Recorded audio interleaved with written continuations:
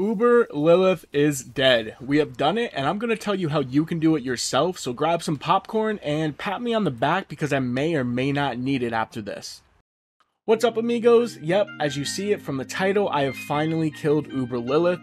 After 400 to 500 total attempts and 50 to 60 million gold later, I really wanted to be one of the few to have killed her pre-100, which is honestly why I held off hitting 100 for so long on my rogue. But with season 1 just around the corner, and my mental being absolutely shot over mom and her stupid mechanics, I decided just to push 100 and give it another 100 attempts. After hitting 100, I wound up killing her on attempt 81. And let me just add, I will never be doing this on my rogue ever again unless something is drastically changed, because it was actual madness.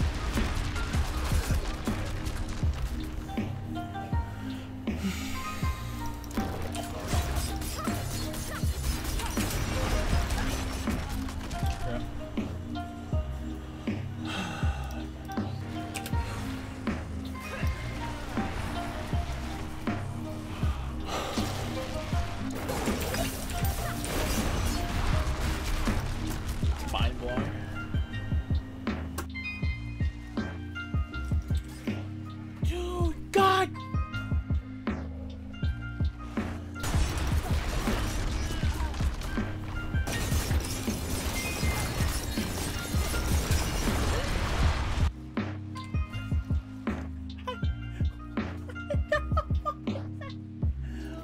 What?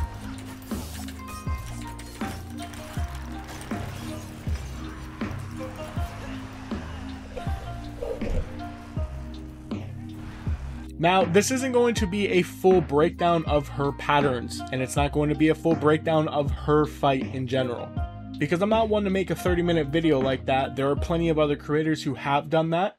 They're great creators, great videos, so if that's what you're looking for, it's all good, but this video may not be for you. What I am going to do is briefly explain what it took, the gear check, and numerous of things I've done during the attempts, and try to help you get that kill.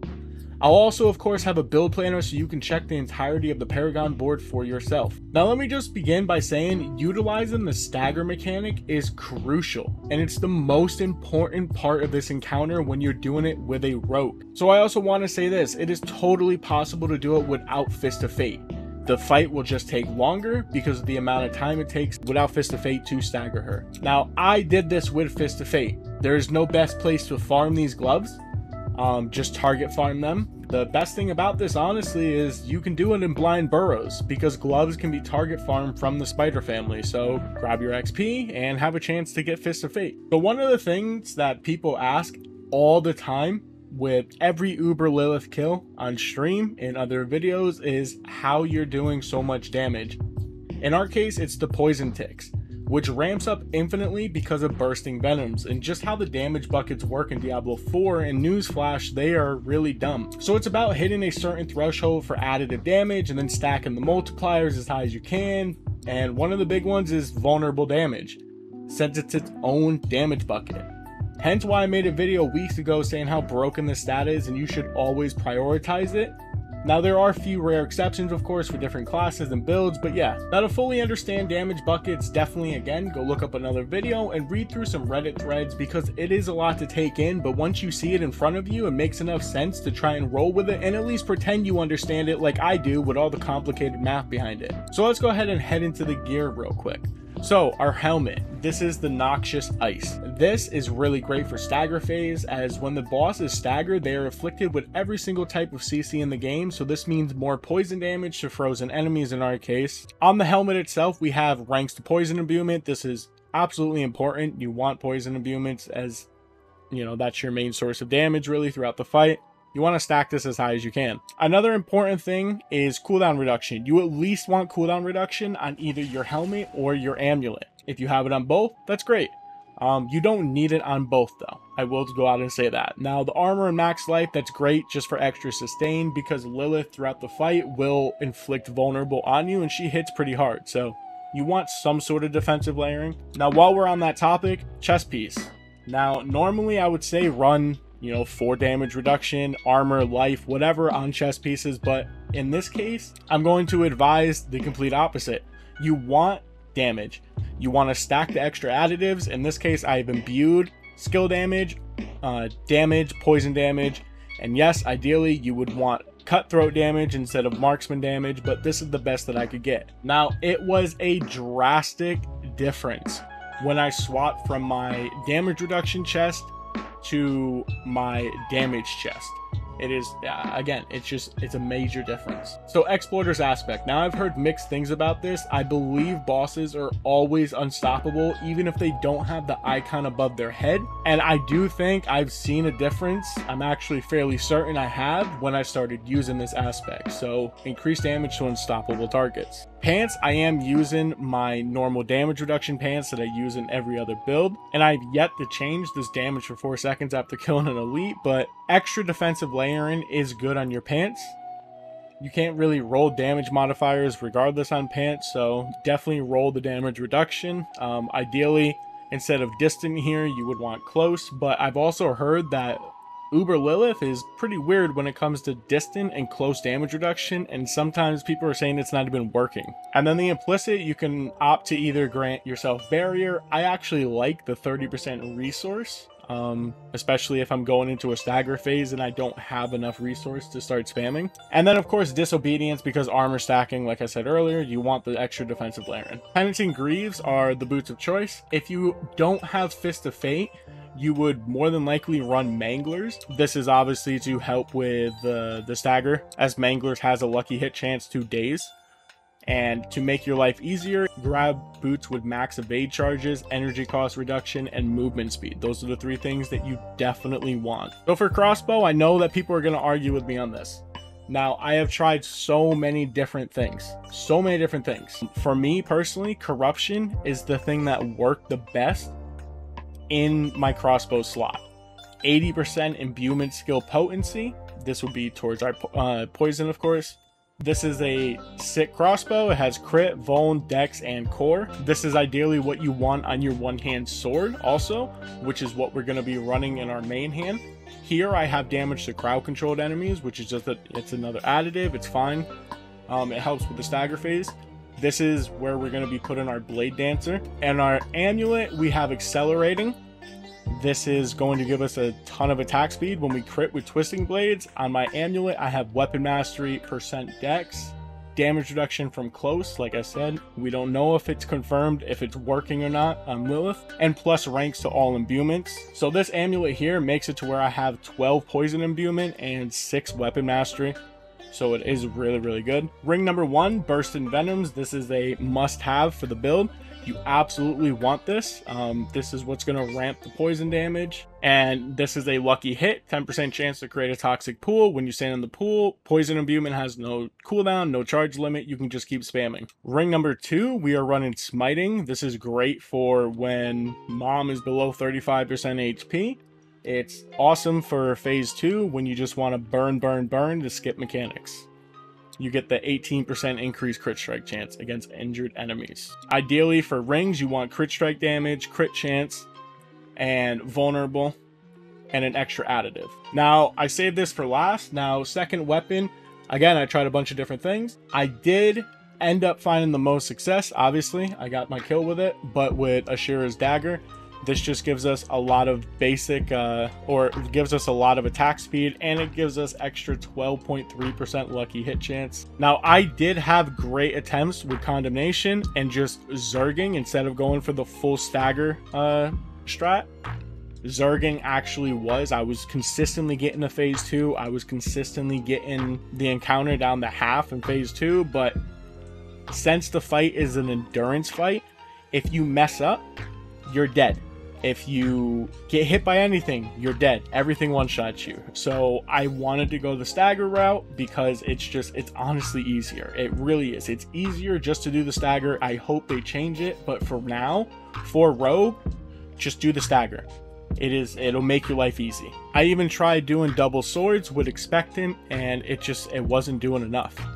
It wasn't even coming close to my attempts that I had with Condemnation and my attempts with Assurers. And then for my Elixir that I was popping, I don't have any more, but I was using the Heady Assaults for 20% attack speed. Of course, we are running combo points for our specialization. For our skill tree, it's pretty basic stuff, honestly. We're doing our basic setup with our Puncture, and we run Improved Twisting Blades for the extra days. It doesn't do a lot of stagger, but it's enough. 1 point in the Sturdy, 2 point in the Siphoning. We take our Dash for mobility, dodging, and positioning. Shadow Step. Now, this is something that I actually found to be pretty important with my setup. Now, I tried things like Death Trap and Death Trap was phenomenal. Let me start with that. Death Trap was awesome for getting the reps in and to condition me for the fight ahead. It allowed me to group mobs and learn the patterns for the waves that come in. I definitely recommend doing this in the beginning just to get a feel for the fight.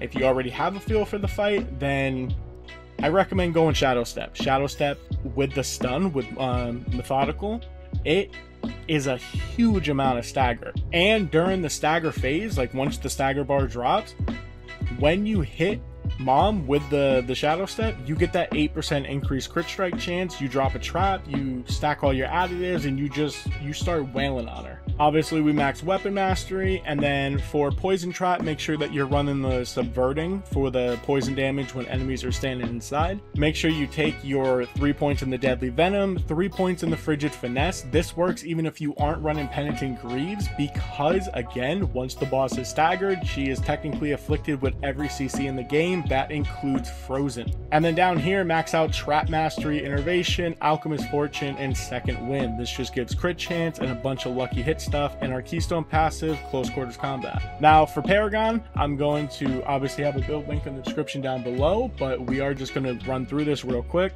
We're not going to go over all the rare nodes that I'm taking. I'll leave that up for everybody. But starting board, we are running Closer. Moving into Deadly Ambush, we run Bane. And then going the Cheap Shot, we go to Tracker. And then we come down to No Witnesses and run our Exploit Glyph. Cunning Stratagem, Turf. And then to finish it up, we go Exploit Weakness and Combat. All these glyphs are level 15. And that is the entire setup that I used for Uber Lillith. I am going to go over the video real quick. The video was about 2.5 minutes, I think it took for me to kill her. But I just want to point out a couple things. Alright, so when I engage the fight, I usually run in and drop a trap. She'll knock us back and I immediately Shadow Step to her, build a bit of stagger.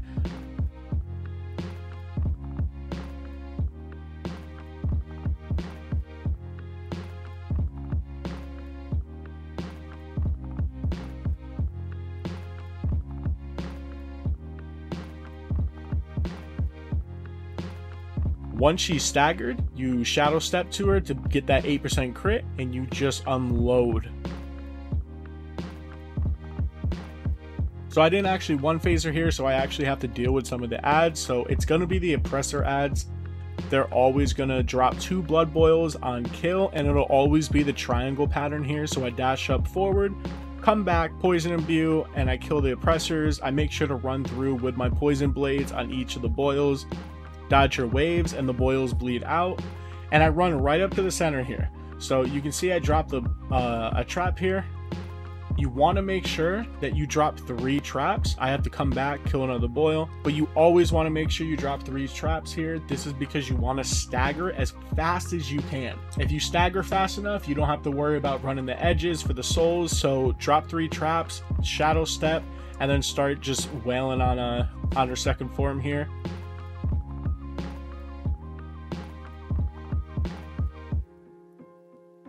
So nothing spawns around the edges. I know that I can just come up here, get another little bit of damage in, and you can see up here the stagger bar is filled. So once she teleports back, I'm going to pop my poison imbue. I'm going to Shadow Step back onto her, and she's going to stagger again. This is so we don't have to worry about any sort of mechanics.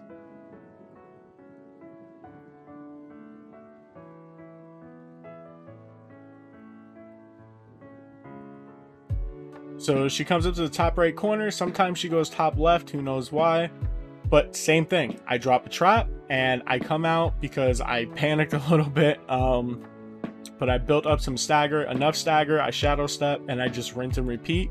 She's going to go up to the top left corner.